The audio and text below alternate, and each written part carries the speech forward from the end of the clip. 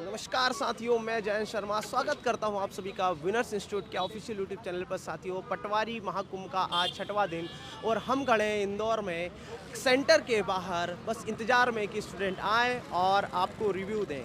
कैसा रहेगा एग्ज़ाम, क्या रहेगा, क्या उनको फ़ायदा मिला एनालिसिस का, और जो एनालिसिस चल रहे हैं साथियों उसका वेटेज क्या रहा, उससे कितने क्या मार्क्स बढ़े, सब जानकारी हम लेंगे स्टूडेंट के साथ। नमस्कार साथियों, मिलते हैं हमारे स्टूडेंट से। क्या नाम है आपका? क्या नाम हिमांशु सिंह तोमर सर।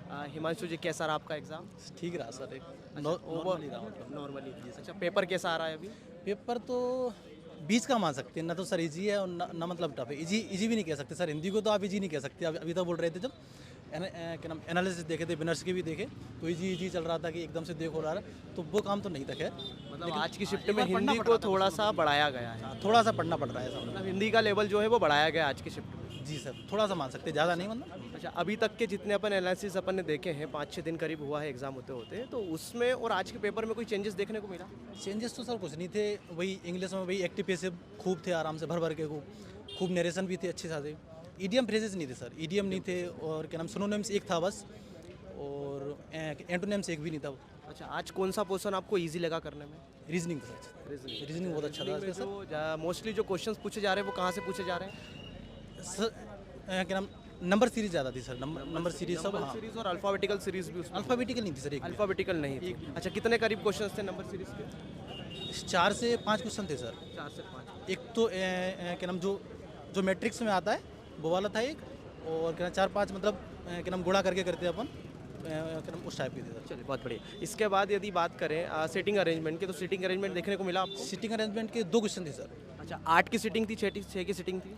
6 लोग थे, PQRSTU। मतलब 8 का आज नहीं आया? नहीं 8 का नहीं था। चलिए, बहुत बढ़िया। रीजनिंग में और कुछ ऐसा कुछ कि जो फर्स्ट टाइम देखने को मिला हो आपको? ऐसा तो सर मुझे ऐसा कुछ नहीं लगा सर, अभी तक क्या नाम एनालिसिस देख रहे थे, जो लोग बता रहे थे वही सब आ रहा था। वैसे ही पूछा। अच्छा, इसके अलावा हिंदी की हम बात करें तो हिंदी में किस टाइप के क्वेश्चंस पूछे गए, कहाँ से ज़्यादा क्वेश्चन पूछे गए? हिंदी में सर क्या नाम जो सिमिलर वर्ड होते हैं, अनेकार्थक शब्द बोलते हैं जिनको, अनेकार्थक, जैसे श्याम श्याम, एक श्याम हो गया, जो मतलब सरोता वाला श्याम हो गया, एक दूसरा वाला श्याम हो गया, तो उनमें मतलब कौन सा अंतर है उस तरीके के। और क्या सिनोनिम्स भी नहीं थे हिंदी में एक भी बार, और इसी तरह के क्वेश्चन थे सर, ज़्यादा मतलब मतलब तरीके के क्वेश्चन थे, मतलब कोई खास नयापन देखने को अपने को नहीं?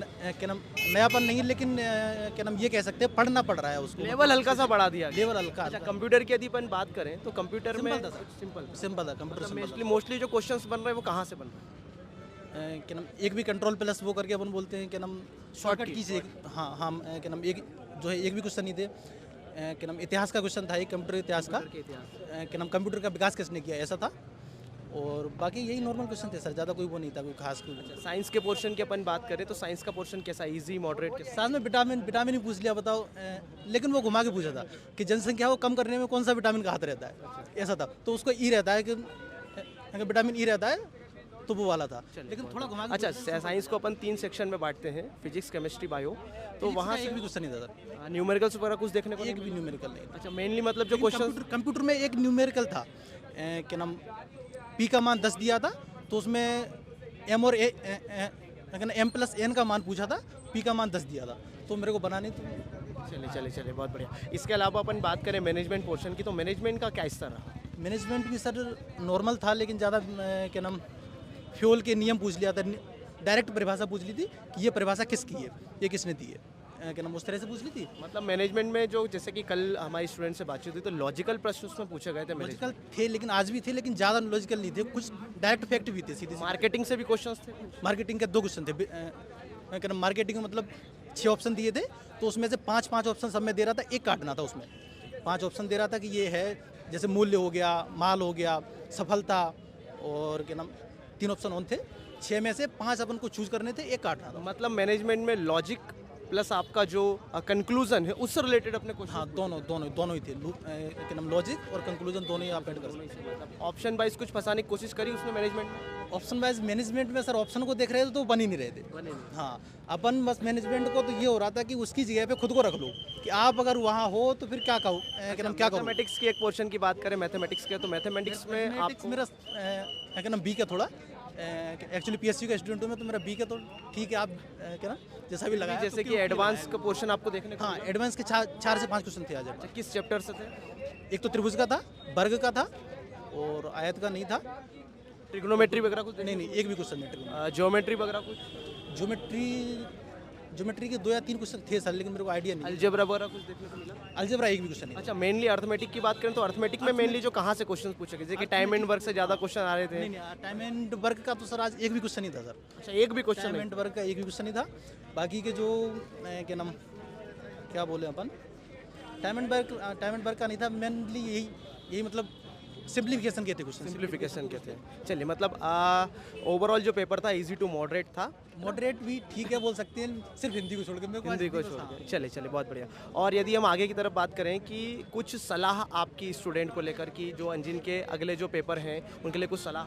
उनके लिए सर यही सलाह है कि जो कुछ है थोड़ा बहुत क्या नाम जो पढ़ चुके हो वो तो पढ़ ही चुके हो, लेकिन एनालिसिस देख के अपन को आगे पढ़ना।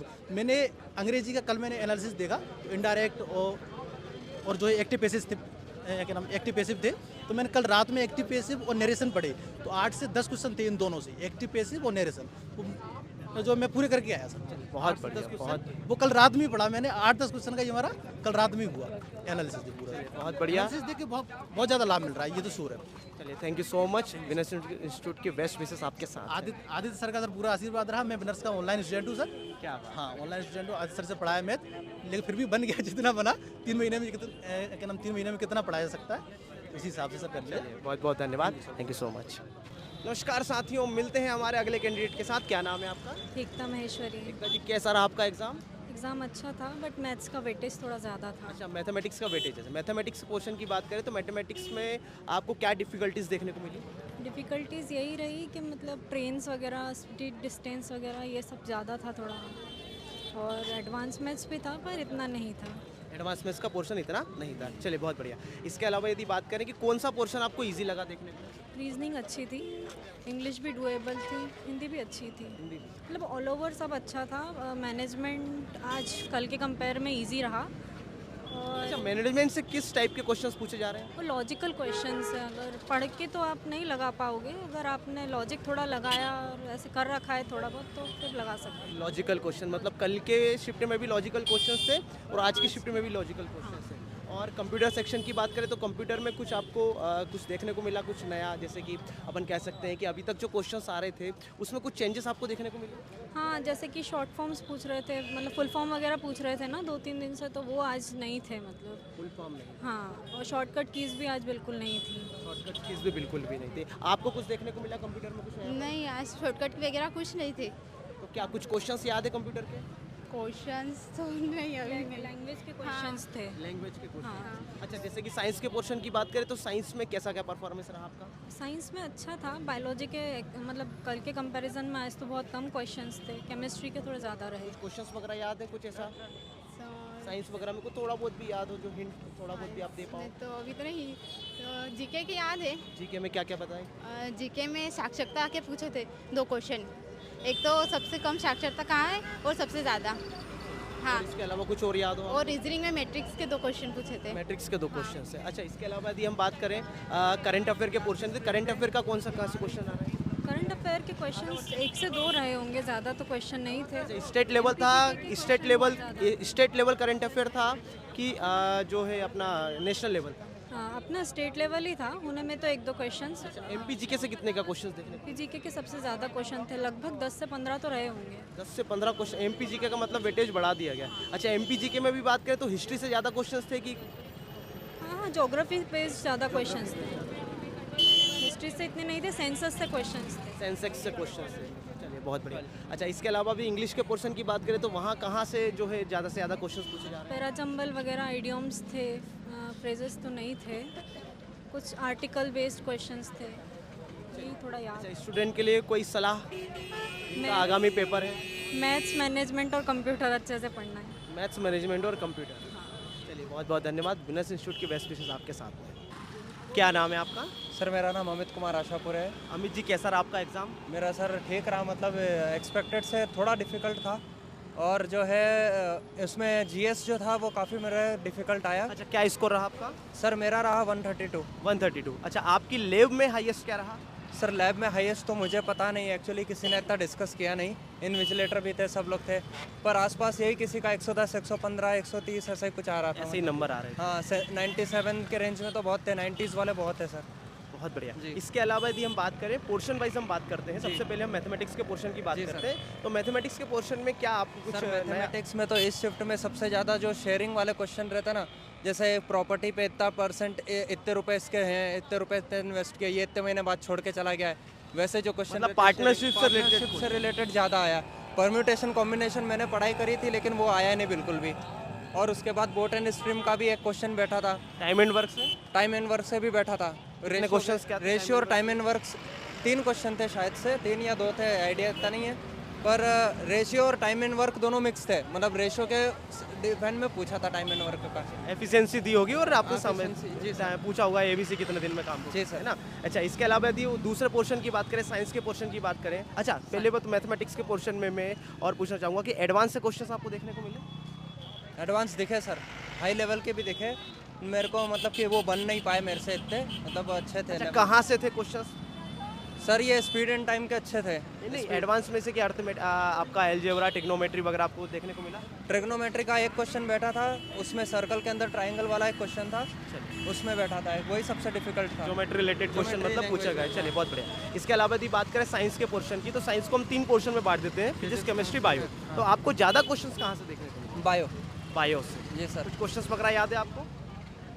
सर बायो का इतना कुछ क्वेश्चंस तो याद नहीं है, पर बायोडाइवर्सिटी वगैरह पूछा था कि इंसान के ऑर्गन्स के स्टडीज़ को क्या बोलते हैं, और ये भी इसमें से बहुत सारे टर्मिनोलॉजी से क्वेश्चन थे। टर्मिनोलॉजी से बहुत सारे क्वेश्चंस थे बायो में। चले, बहुत बढ़िया। इसके अलावा यदि हम आगे बात करें, तो अभी तक आपने जो कंपैरिजन किया, अभी तक आपने जो एनालिसिस देखा, उसके मुकाबले पेपर में आपको कुछ सिमिलरिटीज दिखी?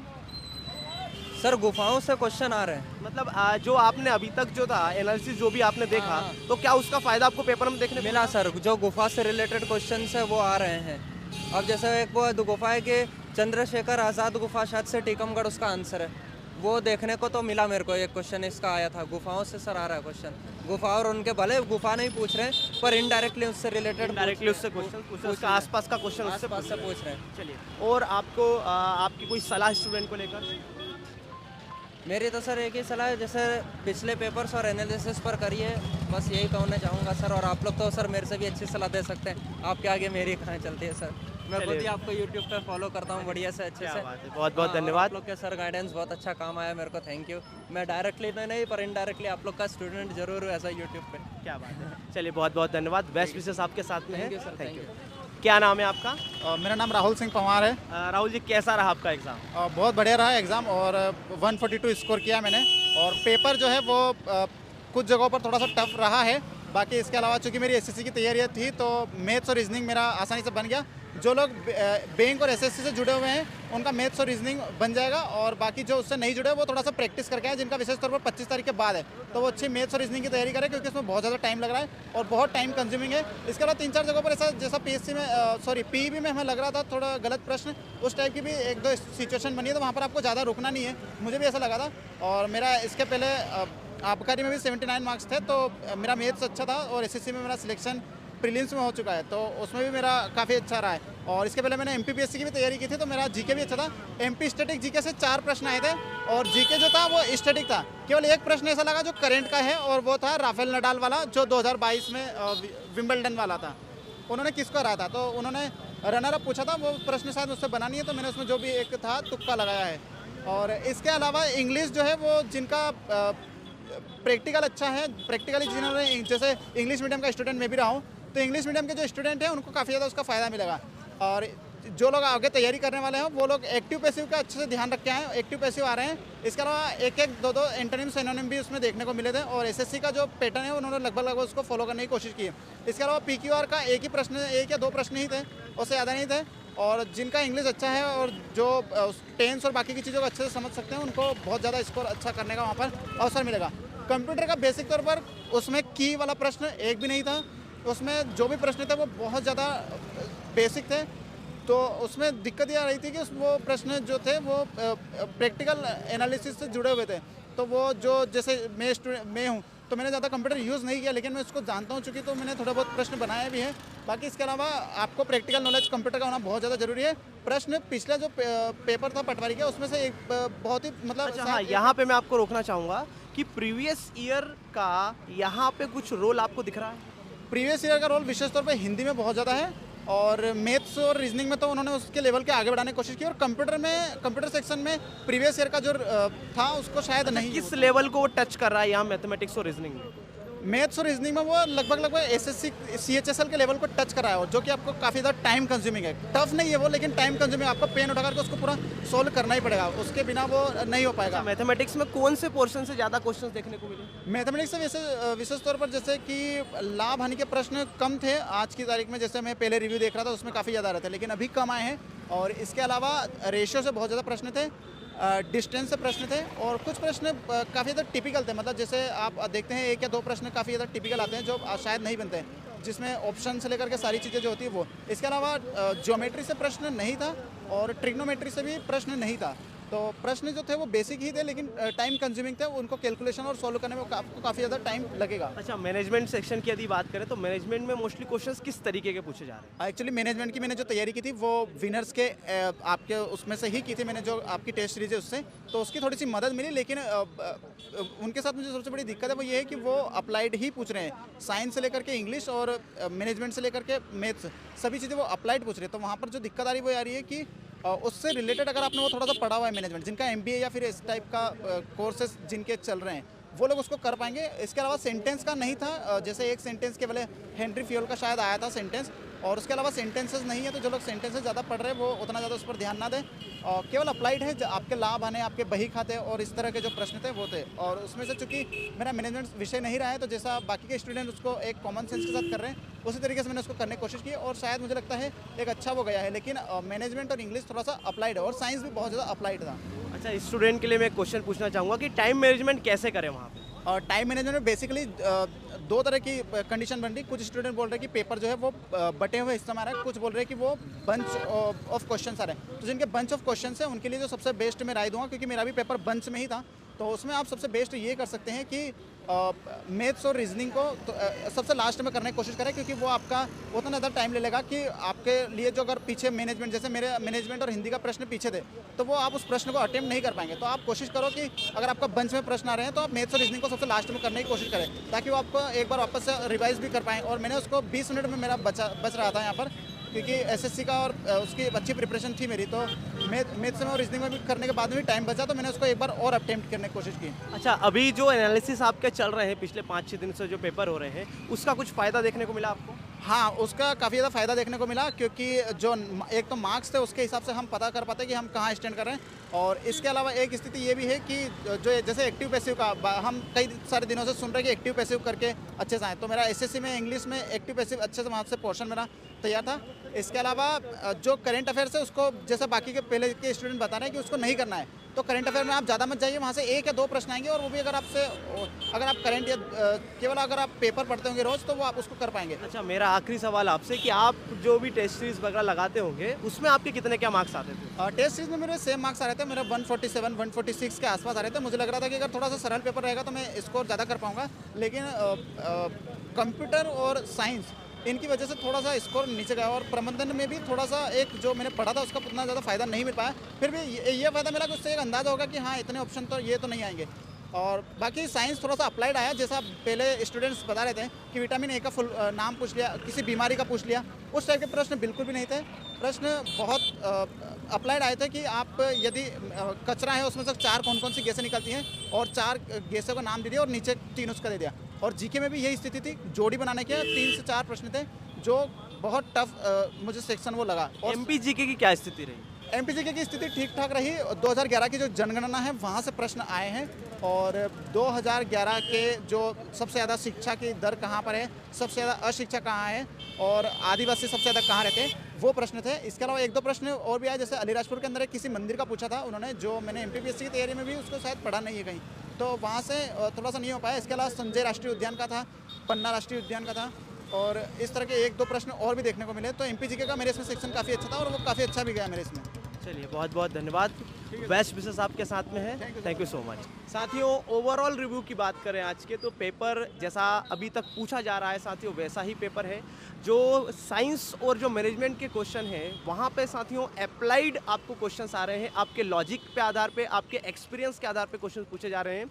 जैसे स्टूडेंट ने बताया कि जो रीजनिंग और जो आपका मैथ्स वाला पोर्शन है वो थोड़ा सा टाइम कंज्यूमिंग है, तो जिन भी स्टूडेंट का मैथ्स और रीजनिंग बहुत अच्छा है साथियों, तो वो थोड़ा सा फोकस करें कि टाइम आप वहाँ से आप बचा पाएँ। और जिन स्टूडेंट का थोड़ा सा भी यदि वीक है मैथ्स और रीजनिंग, तो साथियों कोशिश करें कि कम से कम समय में उसको आप निपटाने की कोशिश करें, क्वेश्चंस में उलझे ना, क्योंकि उसके चक्कर में आपके दूसरे क्वेश्चन छूट जाएंगे। यदि सेक्शन वाइज आपके क्वेश्चंस आ रहे हैं तो बहुत अच्छी बात है, और यदि आपके मिक्स क्वेश्चंस करीब भी आ रहे हैं तो उसमें आप कोशिश करें कि जो चीज़ें आपको बहुत बेहतर तरीके से बन रही है वो आप सबसे पहले करें। इसके बाद कंप्यूटर सेक्शन की बात करें तो जैसा अभी तक पेपर देखने को मिला है वैसा ही एग्जाम आ रहा है, और एनालिसिस का साथियों बहुत ज़्यादा फायदा मिल रहा है स्टूडेंट को, इसलिए एनालिसिस देखना बिल्कुल न भूलें। मिलते हैं अगले सेशन में, बहुत बहुत धन्यवाद।